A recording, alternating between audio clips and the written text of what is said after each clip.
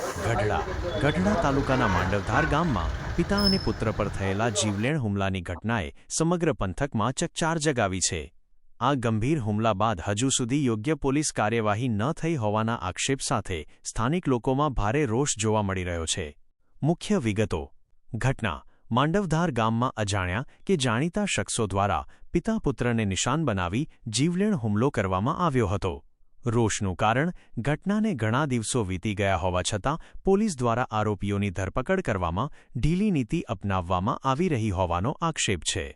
વિરોધ પ્રદર્શન: આ મામલે બાબરા સમાજ દ્વારા એકઠા થઈને ઉગ્ર નામ ગઢાદરા અસ્મિતા. અસ્મિતાબેન, આજે આવેદન એસપી કચેરી આપ્યું, શું છે?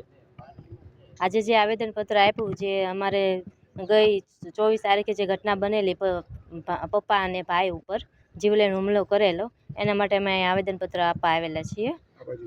તમારી શું મુખ્યત્વે માગણી છે? અમારી મુખ્ય માંગણી એટલી જ છે કે આજ દિન સુધીમાં હજુ ફરિયાદ કરી છતાંય હજુ એ લોકોની ધરપકડ કરવામાં નથી આવી, તો એ લોકોને જલ્દીમાં જલ્દી ધરપકડ કરવામાં આવે. નામ? મારું નામ ચૌહાણ તુષારભાઈ અંબારામભાઈ છે. સર, આજે આવેદન એસપી કચેરી આપ્યું, શું છે?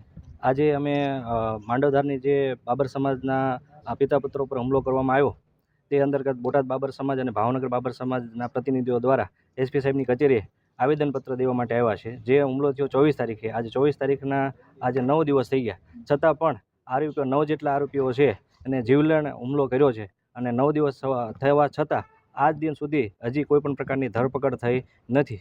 અને ઘણી બધી એની અંદર કલમો છે, એ જાનથી મારી નાખવાની ધમકી છે અને તીક્ષ્ણ હથિયારો છે વાપરા છે, છતાં પણ એ હથિયારોનો પણ એમાં ઉલ્લેખ કરવામાં આવ્યો નથી.